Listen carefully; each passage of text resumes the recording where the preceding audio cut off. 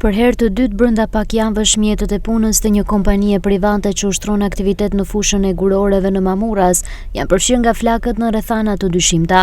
Ngjarja ka ndodhur mbrëmjen e së mërkurës ku disa ekskavatorë dhe mjete të tjera të rënda pune janë shkërmbuar nga zjarri duke shkaktuar dëme të konsiderueshme materiale.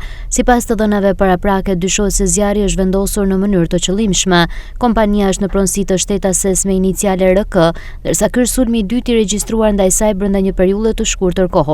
Edhe ngjarja e parë ishte dyshuar si zjarrvënie e qëllimshme, por autorët nuk janë identifikuar dhe rasti mbetet ende i pazbardhur.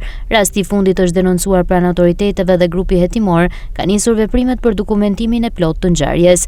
Hetuesit po punojnë për të përcaktuar shkaqet e zjarrit, si dhe për të verifikuar nëse kemi të bëjmë me një akt të qëllimshëm, duke mos përjashtuar asnjë pistë hetimore. Përsëritja e kësaj ngjarje ndaj së njëjtës kompani ka ngritur dyshime se mund të bëhet fjalë për sulme të organizuara, ndërsa pritet që hetimet të hedhin dritë mbi autorët dhe motivet e mundshme.